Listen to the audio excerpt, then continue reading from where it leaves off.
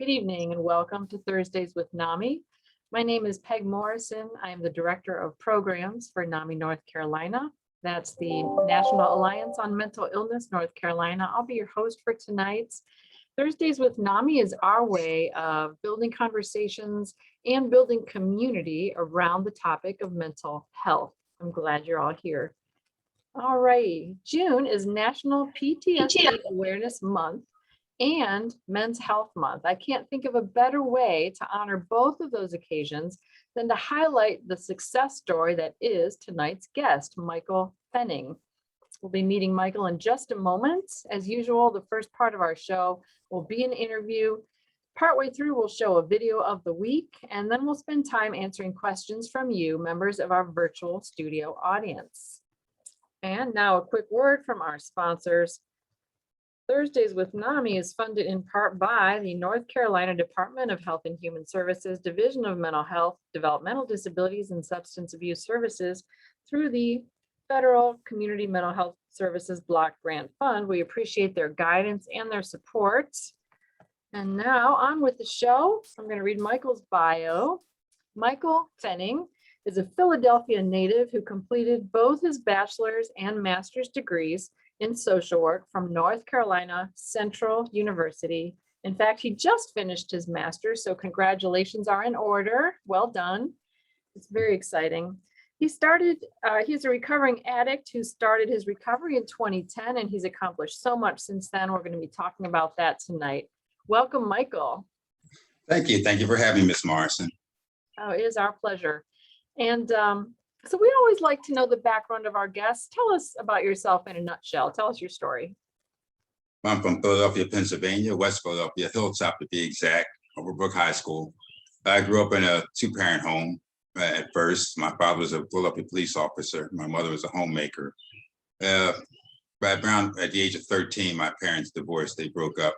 And my life seemed to change overnight. I didn't have much direction. My mother got sort of neglectful. So I turned to the streets, like a lot of young men do, and started hanging with the other guys and what we call the old heads, people older than me, and got introduced to drugs and alcohol, cigarettes, and it progressed. I went into the military in the mid-70s. I got out of high school in 74, went in the military, stayed there for 4 years, got an honorable. And during that time, I had experienced some military sexual trauma and wasn't well received by my officers. In fact, they just blew it off. And my drug use and alcohol use progressed, and I continued. I got out in 78. I started going to school at Temple University in Philadelphia for journalism. My girlfriend had a baby, so we had a child, a son. So I started working full time, and our relationship broke up, and my addiction started getting worse. And then I got into the Philadelphia Fire Department in 1984. I was there till 87, at which time I got caught up in the cocaine and the crack epidemic. I should have known better, but by that time I was an addict anyway. Not realizing it at the time, of course. You like to deny that you're an addict. You can stop anytime you want. Well, I just like to tell myself. Lost my job for traces of marijuana. That plus I told the deputy commissioner that he could do something that I really shouldn't have told him he could do. So that probably didn't help my status much. And then through the 90s, from the 90s to like about 2007, I was just completely lost. I experienced homelessness, became justice involved, got a couple of felonies, did some time in prison, got out and floundered around. And then in 07, I started to get the idea. Actually, I was talking, it's the strangest thing. I was talking to another addict who, in my opinion, was worse off than I was. And he's also a veteran. And he told me, you should go to the VA, man. You're an addict. You're in bad shape. He's telling me this. My first reaction, of course, was, you know where you can go. But he planted the seed in my head, and I started thinking about it. I was like, I used to work at the VA back in like 1981, So I was like, maybe I should give it a try. And that's when I started the road to recovery. And I got out, I finished my program at Coatesville, Pennsylvania. It's a behavioral health campus in Coatesville, Pennsylvania, but VA. It's a very nice campus, a very nice place. They planted the seed in my head, and it continued. In 08, 09, I had a job, and then the crisis hit, the financial crisis, and I was unemployed. So of course, idle hands, I started falling back into old habits for like 8 months, from 2009 to 2010. And then my mother, I was talking to my mom and telling her I was trying to apply for jobs, which I actually was doing at the time. I was going to the Philadelphia Library, had my little resume on a thumb drive. My friend's wife had made up for me. I was applying for jobs, but I was still using.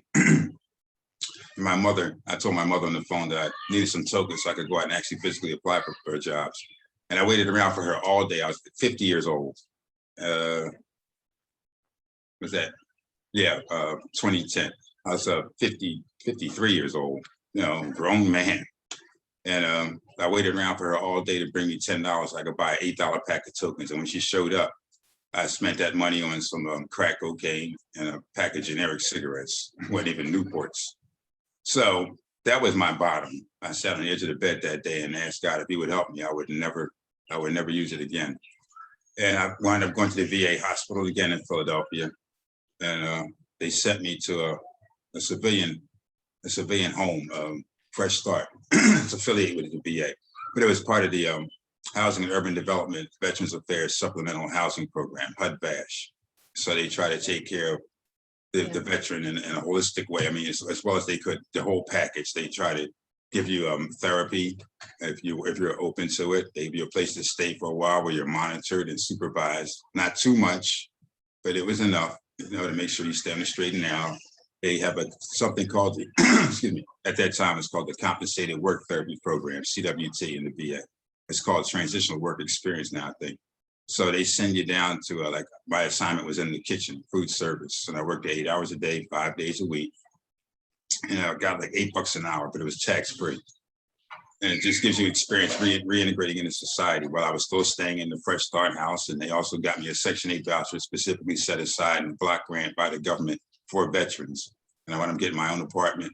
Because of my performance with the CWT, I was hired full time. So I worked there from 2011 to 2016 in Philadelphia. My father got sick down here in Durham. And I was trying to transfer. And in the process of transferring, he passed. But I was coming back and forth like every weekend or something that I was coming to see him. I was there when he passed. But I let the transfer go through because I'd had enough of the big city. I think I'm a country boy at heart. So I moved to North Carolina and transferred to Durham, VA. And I was sitting in there one morning cutting tomatoes and listening to people chatter about nonsense. And I said, I think I can do better than this. So when I first was living in Philadelphia and coming down here to Durham to see my father, he was in the VA hospital for a while in the psychiatric ward. He had Alzheimer's, several other ailments, comorbidities. But I used to go up and down 55. And I used to pass that statue of Dr. James Shepard, the founder of Central. And he was standing on the corner pointing. And I used to always look at him like, is that guy pointing at me? I used to tell Yes, he was. I used to tell my sister, just for that, I should go get me a college degree and I'll be better than you. And she was like, yeah, you ought to go back. You ought to do it. So I was at work cutting the tomatoes and listening to idle chatter. And I said, you know what? I think I'm going to go back to college because I have a little bit of disability from the VA. So I wouldn't be totally broke. I can still pay my bills. Plus the VA has a program when you're 30% service disabled or more, you can get vocational rehabilitation. They paid for the entire freight. They gave me money for books. They paid my tuition and gave me a little stipend, like $600 a month to live on. So with that combined with my income I was already getting, a little tiny pension I got from the VA, I could afford to do it. And as I got more involved in college and I started liking it and I started doing well, because I wasn't sure how I was going to do. I went back to school at 60. I'm in class with 18 and 20-year-olds. If you can imagine. Yeah, but I did okay. So I decided to go ahead and get the master's and try to get the total package. And that's where I'm at today. Wow, that's exciting stuff. I love the story of the statue and what drew you to Central in particular. Yeah. That's fun. And Yeah. I'll bet the students at Central just got a lot out of your stories and your experience. I seem to get along with them. All right, that's wonderful. All right, so clearly you've had your share of dark days and you've paid your dues, but you've accomplished some great things. What do you feel most proud of?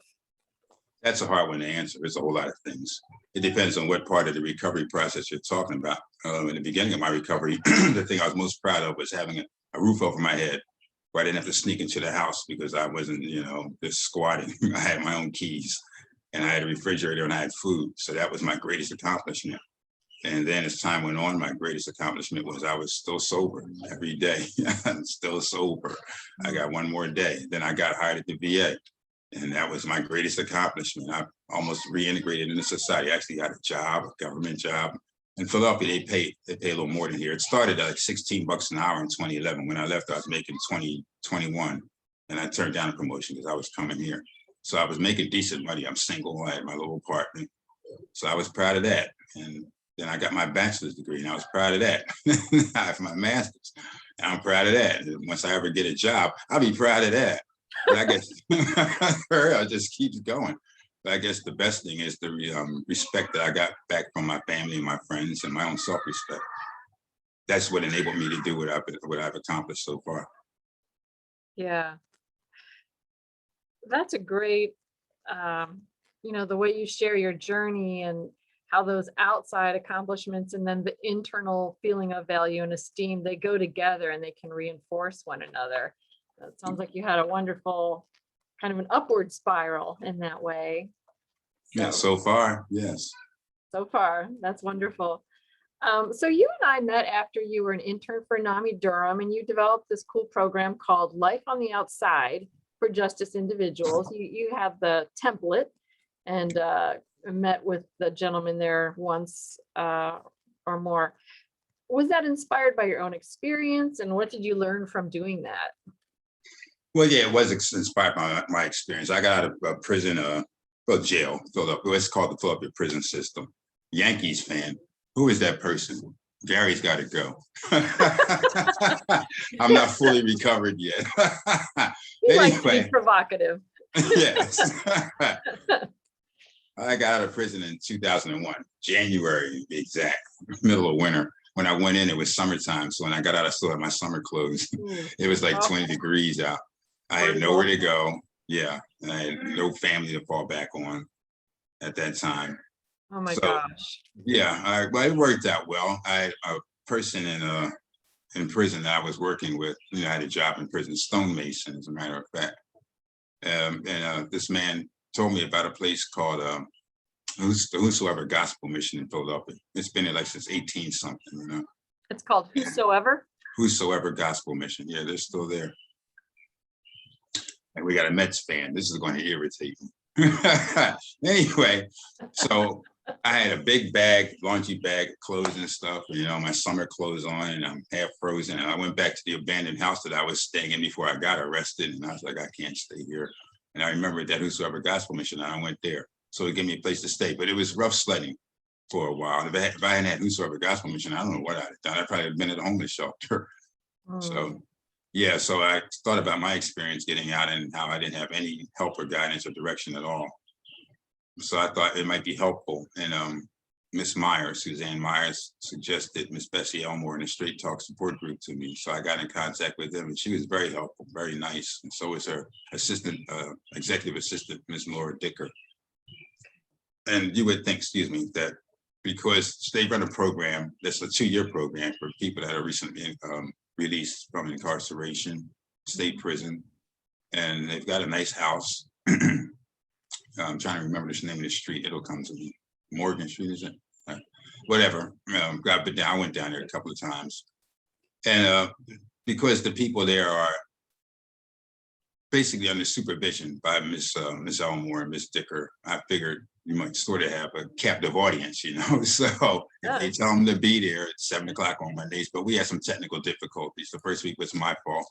The second week, we actually did meet and had a fairly decent conversation. But then we never could get back together. So I don't know what happened there.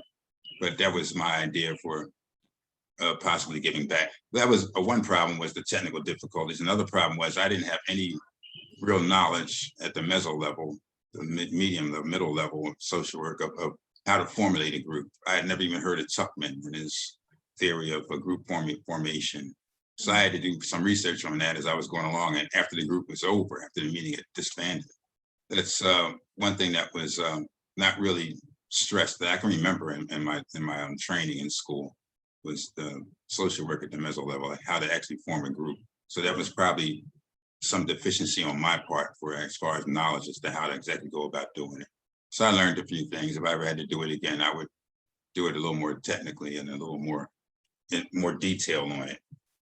But it was a learning experience. Well, you showed me the schedule for, it was sort of the curriculum of the group, and it was fabulous. A lot of information that would, I think, help remove those layers of shame and self-blame by looking at the macro level, the prison system, and how overrepresented people of color are, and how much the number of arrests, how dramatic the increases have been in recent years. So that's one thing. I thought it was fabulous. And you'd probably be a wonderful NAMI support group leader. So if you ever get the urge to take that kind of training, that would be another experience. If you'd like to do that, I think you'd be amazing. So, Thank you. all right, so we know there's an overlap between addiction, mental health conditions, justice involvement, and homelessness. In fact, some folks get stuck in a vicious cycle. They're on the street, they get arrested for something that's homeless related, trespassing, menacing, or being black while homeless, something. Then they end up in jail. Was that your situation for a while? Yeah, for a while, from 2001 off and on until 2010. 2001, I was fortunate enough to, it was some work and planning involved, but I applied for a job at Georgia Pacific, a container company in Philadelphia. Actually, it's in Conshohocken, right outside of Philadelphia. While I was still in the Whosoever Gospel Mission, they have a program there where you work for like 3 or 4 months for them, sorting donations and things like that, different things around the house. And then you're expected to go look for a job. And but I got fortunate. I went to the unemployment office and started going through their computer scrolls and looked at manufacturing and went out there and got a job that started me with $9 an hour, went up to like 13 or $14 an hour within 3 months. This was in 2001, and this is right out of jail. Wow. So yeah, but I blew that coming in drunk after about a year. And that was like 2002. And I was working for Labor Ready, a temporary agency. And that's when I started using marijuana. I wasn't doing any illegal drugs in 2001. I was just drinking. I figured, well, I can handle that. You know how the mindset goes. I'm not going to do drugs. I'm not going to do cocaine and crack. I'll just drink beer and wine and stuff. And that didn't work out. And then I started doing the day laborer job and started smoking weed. And things just progressed. By 2003, I was back into the whole scene, the crack and everything. I was getting unemployment. I think that's when George Bush had extended unemployment to like 1.5 years or 2 years. So I sat around and just did that and rented a room. And then I was basically homeless from 2004 to like 2007, you know, here and there. Wow. Then, 2007, I went to Coatesville, got myself together a little bit for 2008 and 2009, but I was still drinking, even though I had started going to meetings. I had some therapy and had some knowledge from Narcotics Anonymous and how you have to let it all go. You can't just think that you're going to moderate your use and say, well, I'll just do 4 beers and a joint today, or I'll just do a nickel bag tomorrow. No, I was just getting that through my mind. So I did have these bumps and bruises. And along the way, I got a DUI in 2002, and in 2005 and 2006, I got some 2005, 06, and 2009, I got 3 more arrests for drug possession, nickel bag, dime bag, stuff like that. So yeah, it finally got through to me in 2010. The Narcotics Anonymous will tell you, I'm not a particularly religious person, but I am spiritual. I don't belong to any denomination or subscribe to any particular orthodoxy, but I do believe in God. And Narcotics Anonymous will tell you, you don't have to believe in God or have a religion, but you have to believe in a higher power. Right. Because if you believed in yourself, you wouldn't be here if you could do it yourself. They tell you your higher power could be another person in the group or a doorknob. You got to find something. So yeah, I prayed. And so far, it's been 11 years of sobriety. Well, that's wonderful. And I know I'm in AA. I've spent many years in 12-step meetings, and they really teach you how, well, they call addiction cunning, baffling, and powerful, as you know. And there's a story I love about a man who's been sober for a time, and he goes out of town, and he's just so confident, and he's at a restaurant, and he thinks, Boy, wouldn't it be nice? I've had such a good day. I think I'll have some whiskey, and I'll have it in milk because milk is wholesome, and milk is so good for you. And and he tricks himself into getting back off the wagon, and then he has a bender for several days. And yeah, it's a very difficult thing. It wraps its tendrils around you. So it's amazing the journey you've taken and how far you've come. Congratulations again. Oh, thank you. All right. That So, reminds me of a story about my father. My father was a functional alcoholic. He was an alcoholic. He would get abusive to my mom and my stepmother occasionally, and to me when I let him get away with it. But I found something amusing. It was back like in the 70s or something. He'd had something wrong with his heart. And he was like, the doctor told me you have to take medication and drink, you know. So his idea of stop drinking was he used to drink Windsor Canadian whiskey with really strong stuff. His idea is, well, I just drink beer and vodka. I found that amusing back then. yeah, I just have to put that out there. I know a man who switched from martinis to wine. Yeah, I love the logic behind that. Yeah. And for those in the audience who might not be as familiar with addiction, it's something that's very commonly found with mental health challenges or any kind of challenge that we use alcohol or substances to numb those difficult feelings that are so overwhelming and overpowering. It's a way of surviving and managing those tough emotions. It's not a good long-term strategy, but it's something that people fall into because it's easily available and much less stigmatizing than getting mental health care. So there's that. And moving along, so being homeless, I cannot imagine the anxiety, the crushing anxiety that would come with homelessness. How did you manage that? Not very well, especially in Philadelphia. You know, it gets really, really cold in the winter. It also gets hot and humid in the summertime. Well, you'd be amazed if, at how resourceful a homeless person can be. I did all kinds of crazy stuff. I never slept outside. Even back then, by starting in the 90s and going up. There's a lot of empty houses in Philadelphia, and not all of them are messed up. Some of them are nice. Sometimes you can get into a house that's actually furnished. It's been sitting there for a while, obviously, but it's still got furniture and stuff in it. I've actually been in houses where the utilities were on, and it's definitely stressful to try to keep from getting caught breaking into some place, because that's a burglary charge. That would have put me away for a long time. Then you have to pick the right neighborhood. It takes a lot of cunning and planning, actually. It's like program evaluation or something. But yeah, it's nerve-wracking. You have to pick the right neighborhood, try to get the right neighbors. I got to the point where I would go into the back of a house and try to pick a house, you know, and I go in there and I actually clean it up some. And after a while, I'd be coming in and out the front door, let the neighbors see me and get used to see me going in and out, like I belong there. I've actually just been a neighbor long enough, 6 months or a year or two, to establish relationships with the neighbors. You know, actually have them giving me odd jobs and things like that. You know, painting, cutting the grass, washing cars.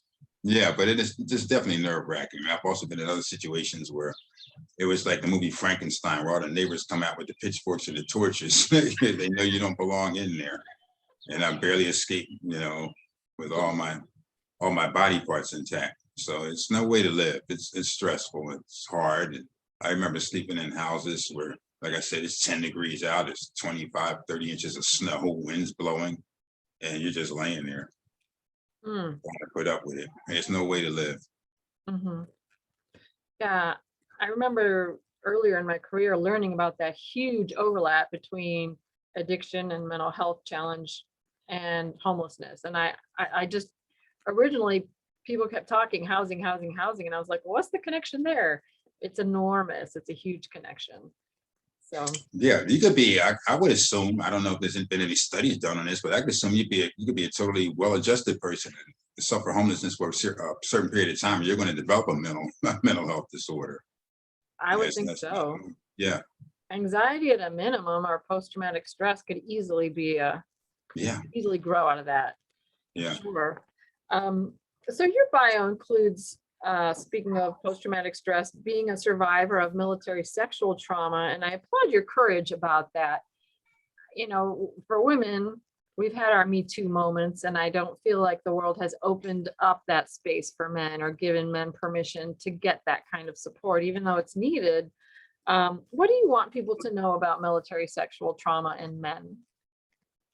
I'm not sure. I have no idea how prevalent it is. I mean, personally, by personal experience, I know it happened to me. I don't know if anybody else it happened to, but then again, it might happen. They just didn't say anything to me. Mm, But I remember doing some research on the instance of sexual assault, and the numbers are they're surprisingly high for men too. It's just that for the most part, men don't report it or talk about it because it's not socially acceptable for a man to say, you know, I was. In my case, it was I had a roommate when I first got to Crete, Greece, back in '75. I was 18, mm, and my roommate was a white guy, Bob. I remember his name. I won't say his last name. He had plans on going back to Baltimore and becoming a doctor. I wanted to be able to do that. But he was drinking beer, him and his buddy, you know, and I'm laying in bed in the bunk bed. I'm a young guy. I'm trying to sleep. Actually, I was asleep and had my back, my face to the wall. I was facing the wall. And I woke up because I felt something funny in this. He had been drinking beer, you know, his beer can is cold. He puts his cold hand on my private part, which kind of woke me up. And I asked him, you know, what you doing, man? Do that. And him and his buddy was laughing, like joking, you know. And so I blew it off till they're just drunk. And he was like, oh man, and I rolled back over and tried to go back to sleep again. And they did it again, and it got to be a problem. And well, I'm going to the details, but then I reported what happened to the commanding officer, and he was just like, you know, like it was no big deal. Just forget about it. He's leaving soon anyway. I think that was the words. My roommate, he's leaving soon anyway, because he was another week or two. And that was it. That was as far as it went. So that didn't really sit well with me. yeah, that's very dismissive. Yeah, made me wonder how often it happened, and made me feel like, you know, I'm not important. Who cares? Of You course. know? Yeah, just keep your mouth shut. Yeah. Well, I'm sorry that happened to you. And again, I appreciate the courage it takes to be so vulnerable. I don't have the military piece of the sexual trauma, but I have the other piece. And I think because I've always been pretty open about it, many men have confided in me, either as children or young adults or adults, that they have struggled in that way. So it's part of our world, and it's part of the journey for a lot of us. Yeah, it's a shame, but things happen. Hmm. I hate to say it like that, but because it, you know, it happened. There's nothing I can do. I don't have a time machine. I can't go back and get rid of it. I'd like to have seen a stronger response there. But things are changing. We have the feminist movement, and many laws have gotten passed. I actually did my master's research project on the feminist movement, believe it or not. So I should have those sexual assault numbers in my head, but I don't. Huh. That's so your project was on feminism. Yes.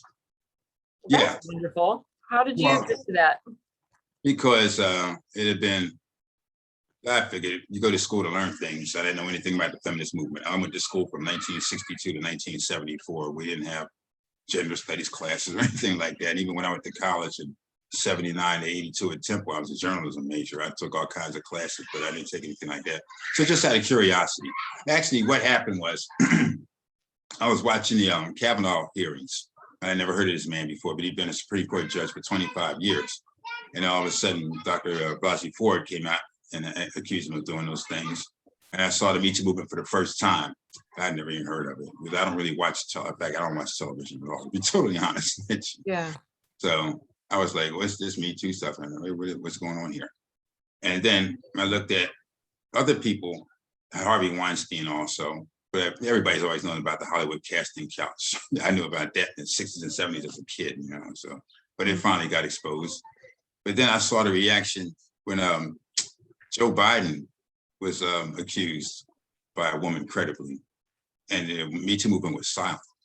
So my original intention with my research paper was to find out why. I wanted to research what's the difference here, what's going on, why is it this one's being played up and that one's being downplayed? I don't get it. So, but there was no research that I could do on it. There was no scholarly peer-reviewed articles. Apparently nobody had looked into that. So I started going further and just looking into the feminist movement, you know, in general. with the guidance of my professor at school, Dr. Graves. And I found out that there has been slightly, there's been some racial primacy in the feminist movement since day one, since Sojourner Truth, the very first wave of feminism. So I started focusing on that and doing more research on that. First wave, the second wave, and the third wave.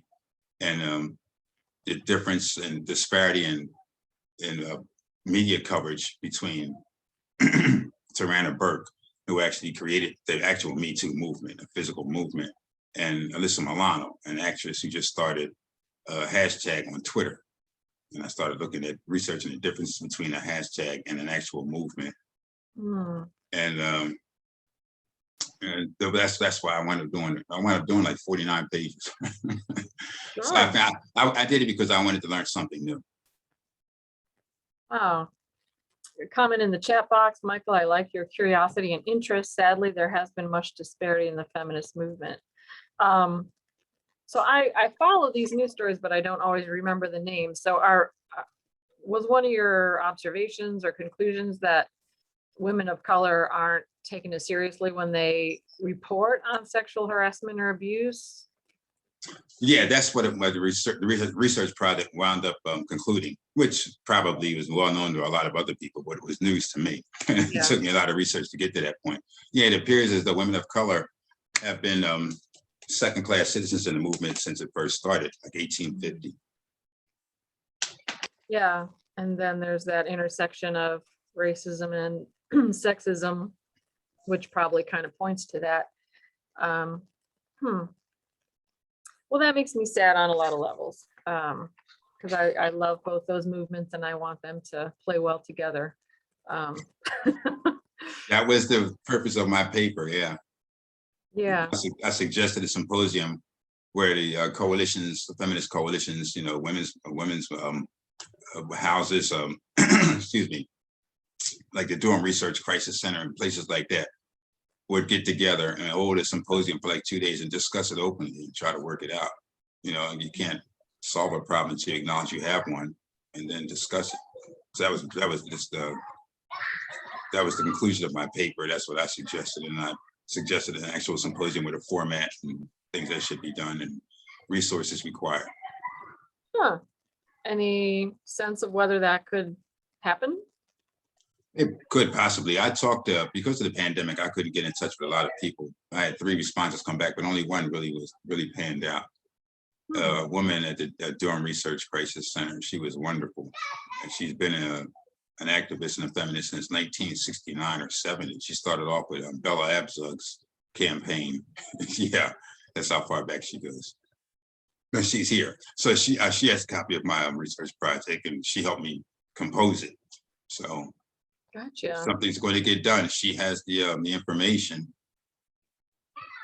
Well, keep us posted about that. We'd love to do another show when it gets to that point. Okay. That would be wonderful. And so I love that you're becoming a social worker because we desperately need more professionals in mental health that look like America. And obviously there's a huge difference between talking to someone who has experienced racism personally versus talking to someone who's read about it and empathizes. I think especially when it comes to microaggressions, that kind of thing, the subtle nuances of racism. Were you able to access culturally competent care when you needed it? That's a question excuse me, I considered for a while. I had no idea about cultural competence or anything. Put it like this, I was born in 1957. I went to school in 1962 at Cassidy Elementary. When I went there, it was all white. My parents put me there on purpose. They figured I could get a better education. There was a school right around the corner from my house, but they sent me 10 blocks away. 62, I went there in kindergarten. It's like me and my brother were the only Black people there. In 1969, when I graduated 6th grade, it was all Black. There was only one white person left, even though the school was still an all-white neighborhood. So, cultural competence. I went to the United States Air Force in '74, right after Vietnam. Actually, Vietnam was still going on, right near the end of it. Nobody was joining. And I went to the military intelligence and worked for NSA. I really guess when I got to the island of Crete, Greece, when I was 18, for the first 30 days, I didn't see another Black face. What I'm saying is, I've been dealing and living in a world, a dominant culture for quite some time, and I've had to learn how to deal with it. So I can, I'm bicultural. I'm Black, but I'm also American. I can deal with both cultures. And at the point in time when I needed help, I was at a stage and a point in my life where I didn't care who gave me the help. If a person had come in with a hood on and a white robe and said, I can get you into a program, I'd have gone. So that's just where I was at personally. Seriously, I don't know, maybe other people, I'm sure there are other people that would rather have someone that looks like them or has some knowledge of their culture. But me personally, I was humble enough that it didn't matter. You could just help me. Yeah, I had a social worker with the HUD-VASH program in Philadelphia when I finally got clean back in 2011. He was an ex-probation officer, young white guy, like 30 years old. He was okay. I have no idea what his background was or how much competence he had, experience he had with Black people other than in probation system, in the criminal justice system. I don't know if he grew up with them or went to school with us or anything else. Yeah. But he was competent enough. So I needed a house. He got me a place to stay. I needed food. He got me that. I needed some job training. He got me that. And there were several times when he and I clicked. You know, I have things in common with everybody, and I try to get along with everybody. And there was a couple of times he said something out of his mouth that I just sort of didn't like, and that started getting me thinking. I wonder what social worker is. What do you need to do to be a social worker? And then he would say something. I'd be like, I bet I can do that job better than him. That was 2011. So that seed was planted too. So I guess I have to thank him a little bit for me becoming a social worker because I wasn't even aware of that profession. Yeah, that's interesting. Your story reminds me of something I experienced in a supportive housing agency in Toledo. I did newsletters, so I was interviewing one of our residents for the newsletter, and she had been moved from one of our apartments in an upscale suburb, Sylvania, to downtown Toledo. And she was elated. And her kids had been to those all-white schools and they didn't feel a part of. They were called the N-word. And so when they moved to the inner city and went to those schools, they were just, that was their answer. That was better for them. And I thought, well, I probably would prefer that too, if that's where I can feel, you know, part of the community and not mistreated. So it all depends on what your needs are and yeah, what allows you to breathe in your own skin, I guess. Yeah, yeah, that's right. Didn't W.B. Du Bois, he went to Tuskegee or Fisk at first, and he didn't like it. He transferred to Harvard. When I'm getting a doctorate, that's in 1890 something. So everybody's different. Yeah, and I should say, and you know, obviously it's terrible that people have to choose. So I hope, I envision in America where that isn't an either or situation. It should never be that way, but there it is. So what do you say to people who are new in sobriety? So many people are self-medicating, they stop drinking, they stop using, and then they realize they have a mental illness. And some people are like, oh, well, that's something I didn't know and something I can deal with. But for other people, the stigma is just horrible. What do you say to those folks? I say to them that mental illness is a disease. It's not your fault. It's not something you catch. It's a condition and it can be lived with. I'm the living proof. The stigma is going away. It's going away rapidly, actually. It's not like it was 30, 40, 50 years ago. People just called you crazy.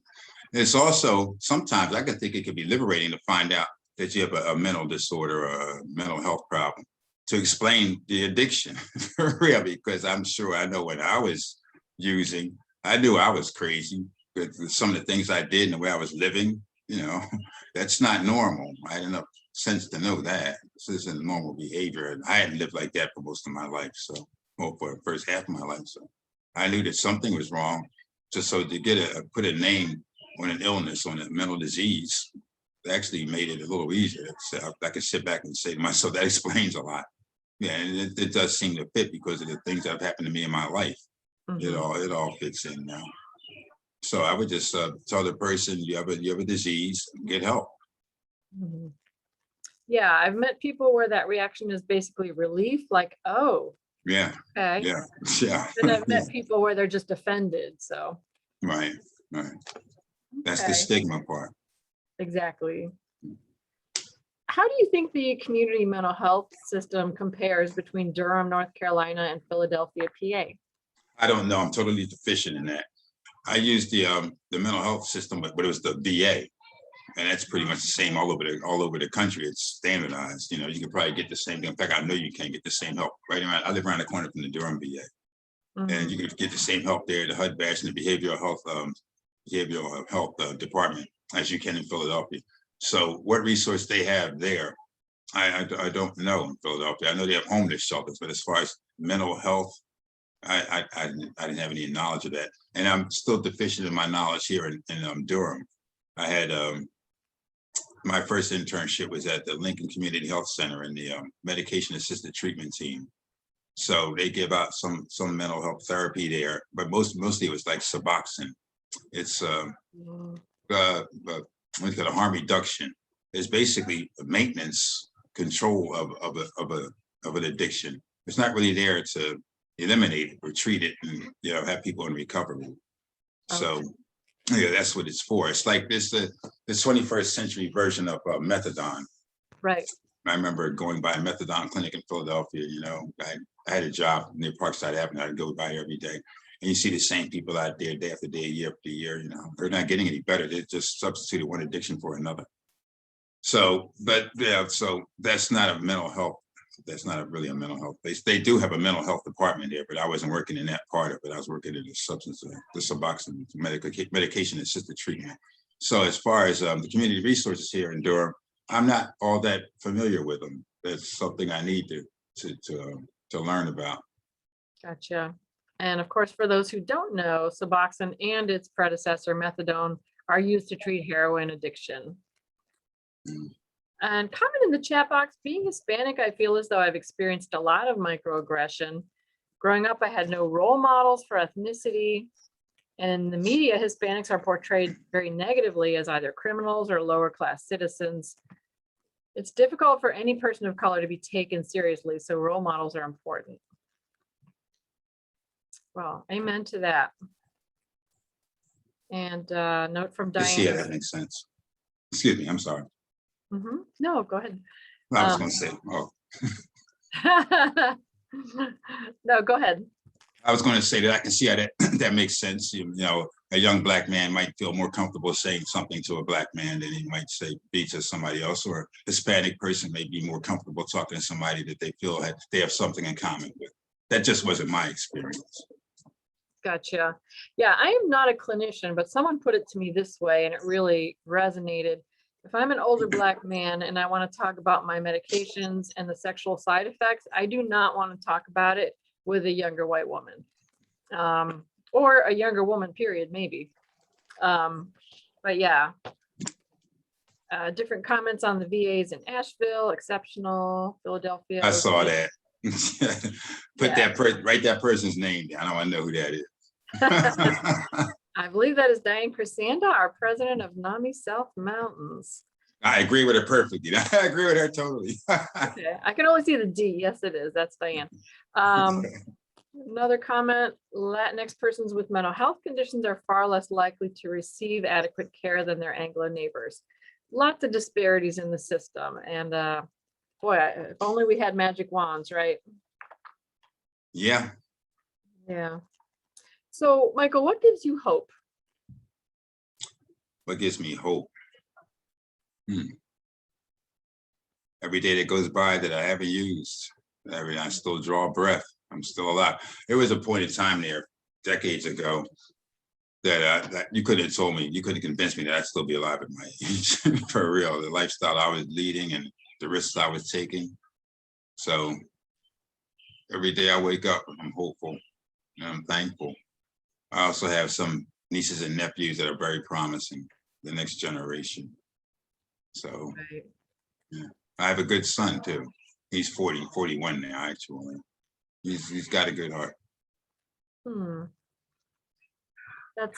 Yeah, I meet so many young people who lift my spirits and give me hope as well. So is there anything you want to add before we go to our video of the week? No, I think I pretty much covered it all. Thank you for asking. All right. So before we go to our video of the week, I want to thank the folks who are working behind the scenes. We've got Executive Director Gary Kreitz. Thank you for always being there. And Psychiatric Nurse Gail Kreitz, who handles our chat box and looks at Facebook Live. And thank you both so much for being here every week, or most weeks at least. And of course, thank you to Michael for being our guest and spending your evening with us and sharing your story. Now it is time for our video of the week. And this is called Collateral Consequences. It's set in a community which is not in North Carolina, but it is, the statistics are true for the United States, period. And this was part of Michael's Life on the Outside, was part of his curriculum for that group. And I don't think I shared my sound, so I'm going to try again. Here we go. All right. Collateral consequences. This is good stuff right here.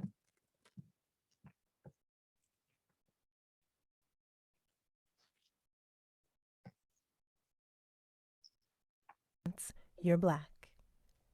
There's a 3 out of 10 chance you're going back to just one of 6 city neighborhoods.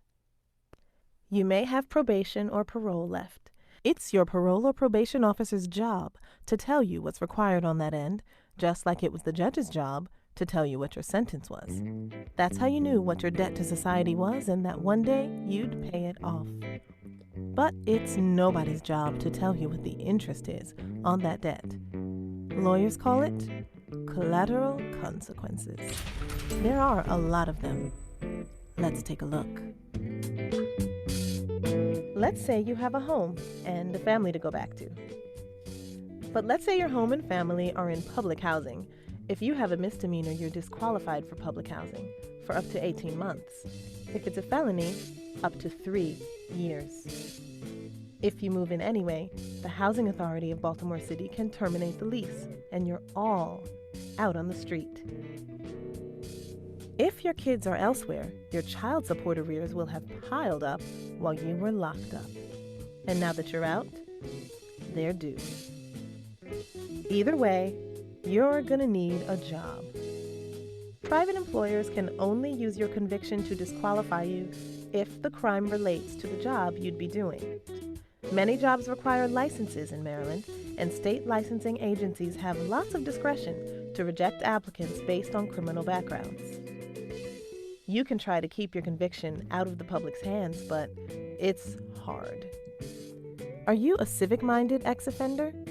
Check your charges.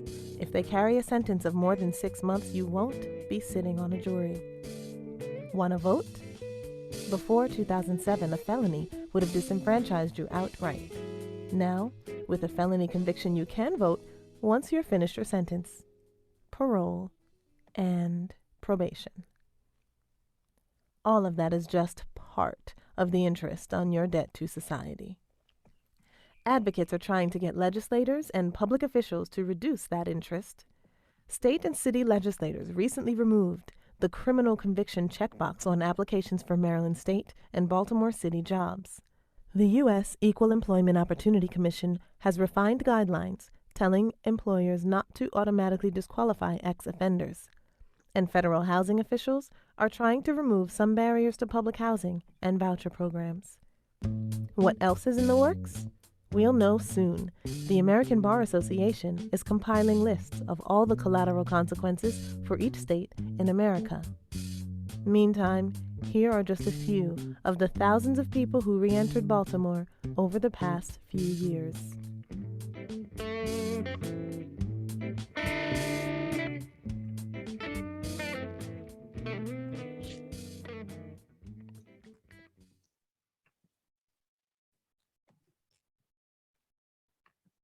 Okay, really powerful material.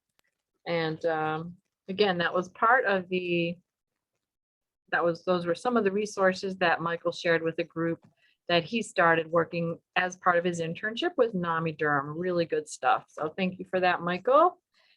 And now it's time for us to take questions from you, members of our virtual studio audience, and folks on Facebook watching us live. If you're on Zoom, please type your questions in the Q&A box. It's sort of on the bottom left of your screen, and that'll help us make sure we see your questions. If you put them in the chat box, they will scroll away and I might not see them. First question from Caleb: any tips for a recovering addict? I'm still early in my recovery.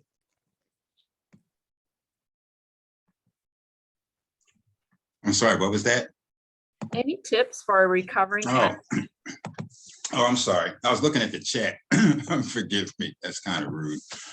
Yeah. Well, what worked for me was I immersed myself in Narcotics Anonymous. I stayed busy. I went to meetings. Like I said, I was fortunate enough to be working. So every chance I got when I wasn't working, I was going to a meeting. I went and got a home group. I got a sponsor, and I started doing the steps. I still have the blue book and the green book on how to take the steps properly. I'm never going to throw them away. That's what I did. And I didn't associate with people that I used to, even my best friends who were still using. I didn't really associate with them for years until I was confident enough that I could go around. And they already got the message after a certain period of time. If they're really your friends, they'll get the message. And when you go over there, they won't be sitting there drinking or smoking weed or whatever. You know, until my friends got to the point where they would ask me, I said, all right, if we drink, you know, and I was like, yeah, that doesn't bother me anymore. So I'm not tempted to do it. But I immersed myself in the program. I worked the steps. I stayed busy. And I didn't associate for a while with people that were using. It's just hard to do in Philadelphia. I mean, especially in my part of town, in the hood, every other corner there's a bar. And the door is always open and the music's playing and it's saying, come on in, come on in. But yeah, there's that welcoming vibe. Yeah, everybody looks happy and everything, you know. So that's what I did. I hung around people that were going in the same direction I was. You know, the same people that wanted the same thing in life that I wanted and suffered from the same thing I did. That would be my suggestion. But it's harder now because we have a pandemic and the distancing and all that stuff after things are closed. But I just avoided people, places, and things. Yeah. I feel so much for people who have not had access to technology in the last year and a half. That's been such a great way to connect, and sometimes the only way. Yeah. All right, question from Gary. The military still rejects recruits who have a diagnosed serious and persistent mental illness. How do you feel about that? I hadn't really considered that. I guess it would depend on the mental illness, because in the military, sometimes they have access to weapons. It's the military. So I guess it would depend on the mental disorder. For the most part, well, you know, I'm trying to think of when I went in. I think I had a psych exam and all that, and I passed it. God knows how. I was 17, but they let me in, for real. So I really can't speak on that, because the military is a different world. It's not like a civilian job. It's got a specific function, and that function is to break stuff and kill people. That's pretty much what the military is for. It's not college prep. It's not societal engineering. It's just to break stuff and kill people. They're not police officers. So yeah. So I'm not sure. That's a good question. I like that very direct assessment of the military. That's what it's for. I mean, you can watch movies or TV shows all you want, but that's not what it's there for. You don't use a hammer to bake a cake. You don't send a soldier in to raise your child. Don't. Fair enough. So Diane asked, where can I get a copy of that video? I did put the link in the chat box, but where do you find that kind of video? I'm trying to think. No, I think I just went to YouTube and I typed in collateral consequences and pushed enter. There's a lot of videos on it. There are talks and everything else. Gotcha. I wanted to get a short video because, you know, I didn't know how long their attention span is with the people that straight talk. You know, you have to remember they're recently released, so they probably got their minds going in a million different directions. They're still trying to reintegrate into society and get back with their family and their friends and decide where they're going and just adjust to life. Because it's like when you go to jail, life stops, and when you get out, and sometimes it could be a whole new world depending on how long you were down. Things keep going. You're still stuck at the point in time when you went in there. So I look for a short video that we got straight to the point. Yeah, it really framed things in a way that was easy to understand, that you pay Yeah. your debt to society, but there are all these other things that keep you stuck. Plus, at the time when I was doing this group, I have a prior record. I'm a justice involved person. And in order to get a license and get some jobs, I suffer from collateral consequences. So in order to address that, back in 2019, I think it was, I spent a few $1,000s and I got a law firm, Higbee and Associates.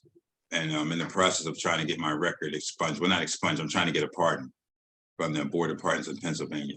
It cost like almost $4,000, and it's been 2 years. It's going to be another 2 or 3 years, maybe, if it goes through. So I was already dealing with collateral consequences, when I started that group. So that was at the front of my mind.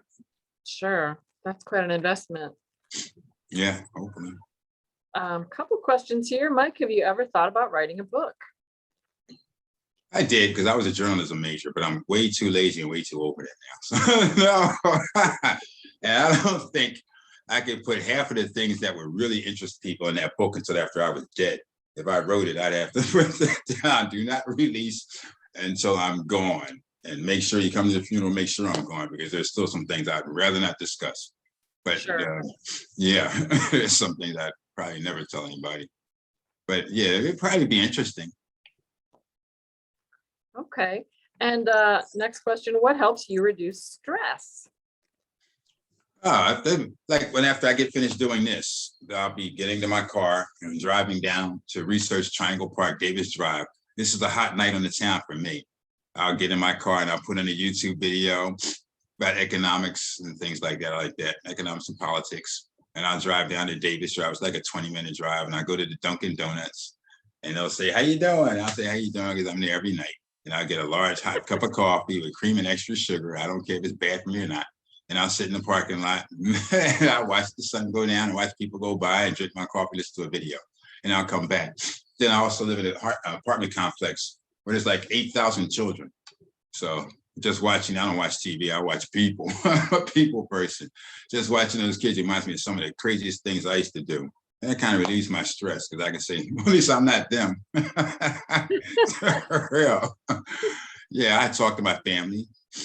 When I talk to my friends on the phone, I message them. I have a sister that lives down here in Sanford, like an hour away. I saw her yesterday, matter of fact, by accident. She was around here, but I go in on a regular basis. She has 8 acres and 2 lakes on her property. Yeah, she has a nice house. So we go down there and I watch them fish and get on their nerves, and we'll be barbecuing Sunday. I have all kinds of things I do to release stress. In fact, when I was going to school, sometimes homework relieved my stress. It gets me in a different state of mind, studying about DSM-5 or something like that. And I find it interesting. So that relieves my stress. That's sort of was like my hobby. I get that. I don't have that same, I'm not as academic, but anything that occupies my mind is a good thing. Mhm. So, are you involved, from Diane, are you involved in helping with re-entry projects or programs? At the current time, I'm not involved with anything. I took a month off because it's been a long haul from 2017 till now, between school and the pandemic and the lockdown and everything. And I've had a couple of family members pass in that period of time, not from COVID, but they still passed. It's been a kind of busy 4 years. So, and at my age, I don't require a whole lot of excitement. So I sat back and said, I'm going to consciously take a little time off. I put in a few applications for jobs, but I haven't been involved in anything. I've sort of put my brain on neutral. I guess it's starting to get back in the first gear now. I'll probably get active. I'm waiting for my LCSWA, my licensed certified social work provisional license, to get approved or not be approved. And once I get that, and I can start looking for a job, a position in earnest. Gotcha. I'm sorry for your losses. It does sound like a very, very full 5 years. Yeah, it has been. It's been a long haul. Yeah. Okay, so kind of a smart alecky question from Gary. The Phillies are 5 games back from the Mets. Is the season over? what is this, June? When did they start playing? April 1st? Tell him, yes, the season is over. Tell him he could tell the Mets and the Yankees to just lay down. I don't even watch sports anymore. I really don't. I haven't watched sports in a few years. I used to be an avid sports watcher in all Philadelphia. The Eagles, the Phillies, the Flyers, the Sixers, everybody. I watched the Sixers last night lose a 26-point lead. So then I remember why I stopped watching sports. Number one, it's not important. Number two, it has no effect on my life. But number three, they break my heart. It's a very stressful experience. And I get really nothing out of it. So Yeah, somehow I came to that after one season as a Browns fan.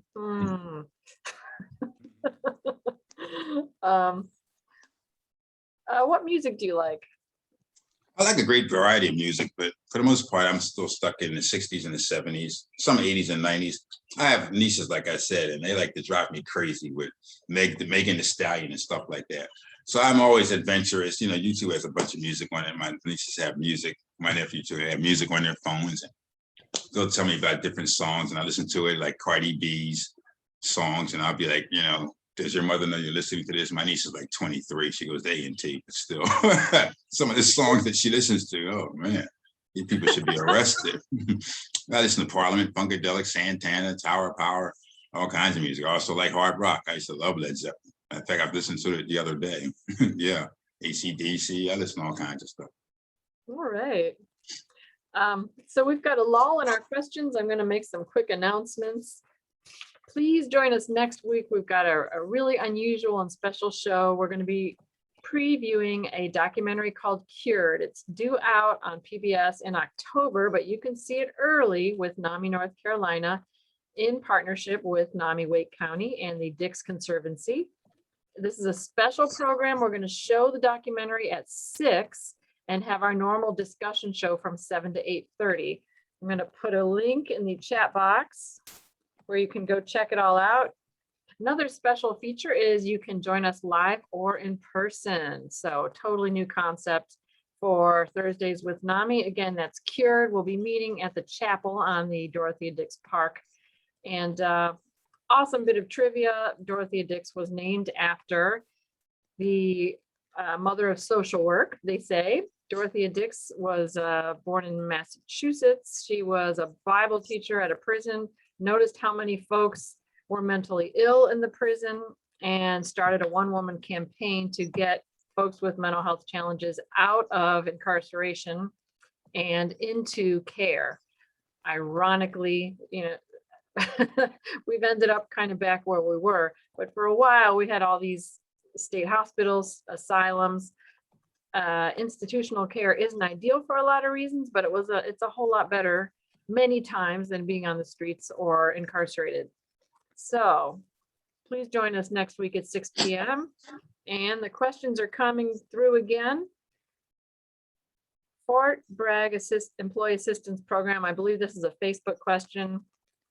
Are there particular things that you would recommend to encourage vets in the workplace that begin to express concerns about substance use, but they seem hesitant to engage in VA substance abuse recovery services? I found them amazing, which is very unusual because normally the VA and vets don't get along, but they worked for me. That's all I can say. I could tell you what worked for me. I never worked for the behavioral health department, but they did wonders for me. You have some bad employees anywhere in any profession, but you also have some people there that really care, to go out of their way and help you. And veterans, like I said, the military is a different world. It's not like any other profession out here. It is a profession. They're professional soldiers, and it's a lifestyle. So it helps when you have somebody that's had a shared experience, or at least somebody that's worked with people that have had that experience. You don't even have to be a veteran, it helps. But if you have somebody that's been there 10, 20 years and is good at their jobs, they know how to speak to a veteran and what they need that might be specific, you know, to a veteran, not just anybody. I would suggest that if you have a question, about whether or not you have a problem, you probably do have a problem. If nothing else, you should go get it checked out. You don't want to do like I did and start in 1970 and waste 40 years of your life going around in circles, trying to figure things out on your own. It'd be better to just go and have somebody tell you, no, you don't have a problem, or yes, you may have a problem, or and offer you help. That's what I would suggest. The VA is very helpful. And it's getting better, I understand. In my AA group in Toledo, there was a table that was always full of veterans. I have to think there are other 12-step groups like that where they just happen to attract veterans, but got to get out there and find it. That can be tricky. What I are can you- get, Go I ahead. can almost guarantee you any meeting you go to, if it's big enough, you're going to find other veterans there. Where they might not announce it, but if you let people know, yeah, my name is Mike and I'm so and so, and I'm a veteran, you'll find other people gravitating towards you. We're everywhere. The VA does have a good reputation for mental health services in Durham. If anyone knows about Fayetteville, let us know. And what is your favorite pastime? That's the next question we've got in Q&A. My favorite pastime. Well, I seen it. I'm a pretty boring person. My favorite pastime, believe it or not, is listening to videos on YouTube about economics and politics. I really do enjoy that. I find it interesting, especially in the situation we find ourselves in now with all the money printing and everything going on. I have a feeling this isn't going to end well. I like The listening. money printing? Yeah, our government. You can't just keep printing money out of nothing. I remember when Richard Nixon came on television and said, we're going off the gold standard. And me and my friends at our stupid ages of 14 and 15 and stuff talking about, well, now this is nothing but monopoly money. It's not backed by anything. Yeah. And it took this long, but I think sooner or later, everybody's going to figure it out. You've got more and more countries dropping the dollar as the reserve currency. And that's the one thing that's keeping us afloat. There's a new economic system coming in. There's a reason why they're talking about Bitcoin and all that so much, the blockchain, digital currency, because I got a feeling that's what they're going to go to next. But I'm telling you about something, a totally different, unrelated subject. That's pretty much things I like to get into. Yeah, I'm doing like what you might call research. Sounds like it. You're definitely what they call a member of the attentive public. Yeah. Because I think it's going to affect, I don't think it's going to affect us. Money makes the world go around. Everything works on currency. And this wouldn't be the first time the currency in America has been devalued or been changed. And that's happened several times. So. That makes a lot of sense. Another lull in the questions. I'm going to encourage everyone out there, please, on the Zoom call, please fill out the survey that will magically appear when you exit your Zoom meeting. It helps us to improve over time. It's very quick, 3 or 4 questions, give a little feedback to Michael and myself, and that allows us to show funders what we do and show our value to people. I really appreciate it if you could fill out that survey for us. Another fun question from Diane. Do you have any pets? No, yes and no. I don't have a pet personally, but my sister has pets. She's got 2 dogs, Yoda and Pika. One's it's the only Chihuahua I've ever seen in my life that's fat. It's a Chihuahua and a mix of something else. Pika and Yoda looks like that creature Yoda on Star Wars is why they call him Yoda. It's some kind of a terrier or something because it has that habit of pointing, like the pointers do. They're like this big. And I love those dogs. They follow me everywhere. But they don't do a thing I tell them to do. I say, come here, they go the other direction. I always have to go get them and pick them up. But so, yeah, I guess technically I have a pet, whenever I go over there, we just frequently always make sure they're fed because my sister and her family sometimes forget. I always take them out for a walk. You like chasing ducks and stuff. So, yeah. Well, that's wonderful. And I've got June, our North Carolina mascot here. The mascot. Just came up to say hello, in fact. So there's right. June. All right, baby girl. And okay, I'm not seeing any more questions. Michael, do you have any closing arguments or statements you'd like to make? No, I just thank you for the opportunity to let me come on and speak. It was very nice of you. Well, it was absolutely my pleasure. It's been wonderful to have you, and keep us posted. Let us know what you're up to. It's been a wonderful conversation. Wonderful having you here tonight. And again, please, folks, check out our Cured documentary link. It's going to be such a good show next week from 6 to 8:30. And the documentary will be shown from 6 to 7. This type of conversation from 7 to 8:30. Please fill out our survey. And I think that's what we've got for tonight. That wraps up our show.